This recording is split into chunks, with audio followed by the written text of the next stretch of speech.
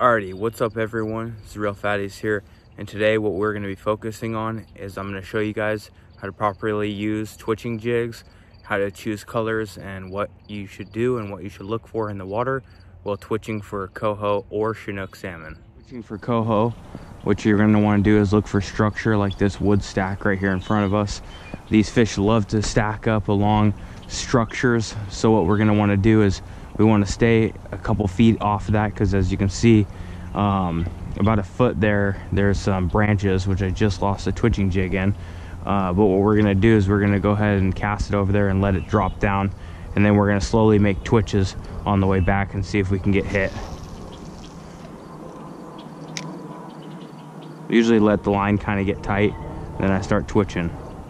Up, let it fall. Up, let it fall. Giving it a little bit of reels as we go.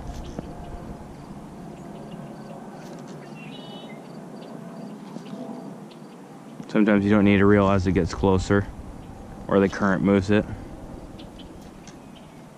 It's very useful to have different twitching jigs with you so you can constantly be changing out colors and styles. There's lots of different styles out there. We actually make our own here, and we've been working on them for quite a while. So let's see if we can go ahead and get one here.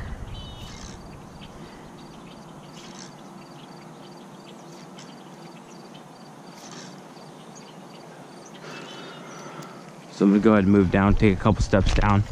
So one of the things that we got, this is one of our custom tied up twitching jigs here. As you can see, one of the things that we're trying to do here is we're trying to get as close as we can to that log pile without getting snagged up.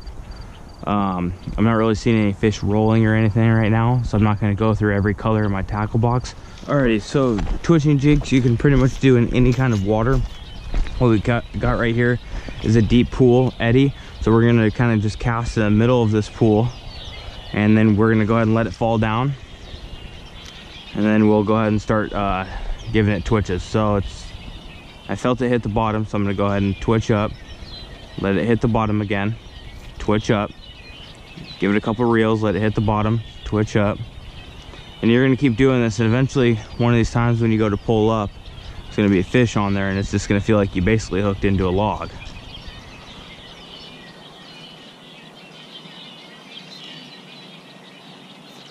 So if I knew there was a lot of fish here right now, I'm not seeing any rollers, what I would do is I'd be constantly switching out colors. But right now I'm not seeing that there's any fish in here, so I'm just kind of working the whole area with just this one twitching jig. Sometimes you can get close to a fish and kind of spook it, and then you'll know if there's a couple fish in here if all of a sudden some fish start jumping. Kind of trying to stir up the pot if there's any fish in here.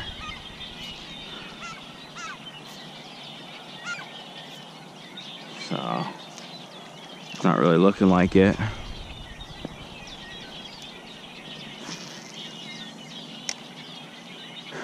So there's a big pool over here on this other side, so what we're going to go ahead and do is we're going to go ahead and pack up our stuff, head onto that other pool, give it a couple twitches, work in and out of that pool, work the rock wall on the other side of the pool, and see if we can twitch something up. If not, we're going to go ahead and call it a day. I'm going to go home and I'm going to break down these twitching jigs a little bit more for you guys. Alrighty guys, we are back at the house, and what I want to be talking about now is I want to be talking about color selection and jigs. So what we have here is these are some of the custom ones that we make ourselves. We are going to be selling a lot of these jigs. We do every year. These are some prototype colors. This pink and purple is definitely a color that we're going to be staying with. The chartreuse is going to be something that we're going to be staying with. So stay tuned. We will be dropping some twitching jigs and steelhead jigs coming probably within the next month or so. It all depends on a couple things. It's a little bit hard to get lead and stuff like that for the whole coronavirus. These ones right here are the addicted twitching jigs. So my honest opinion, when it comes to twitching jigs, what you need to do is you need to buy a couple different brands, because you want to have lots of different colors, lots of different styles. The addicted twitching jigs are a lot different style than our twitching jigs that we make here. So the ideal situation is what you want to do is you want to use clear water, you want to use dark colors. Dark, murky water, you want to use light colors, right? That is the ideal situation. Now, is that always going to work? No. One of the things that you guys want to do is if you can find where the fish are, what you're going to want to do is you're going to want to make sure that you're throwing every color at them. What I usually like to do is switch out colors about every 15 to 20 minutes. If you can find structure, that's awesome. That's usually where they're hanging out. But the good thing about twitching is that you can oftentimes have just about any sort of water conditions except for white water to be able to twitch. So it makes it really diverse and something easy somebody can do. One of the things that I want to talk about though is don't get discouraged on thinking, oh, am I doing this right if I'm not doing this right? Because that's kind of how it all goes when using twitching jigs. Eventually, one of these times you're going to be twitching up and down and boom, you hit a fish. So it will happen. So don't get discouraged. Now, what I want to do is talk a little bit about the rod that we would be using for twitching. Sorry, it's a little bit of a mess. I have a lot of customers wanting special paint jobs on their jigs. Here's one of the custom jigs that I painted for somebody. This is a special color that I mixed up myself. Alrighty, let's get back into talking about the rod. So what we have here is this is a Lamoglass X11. This is their twitch / drift rod. This is a 7'9" rod.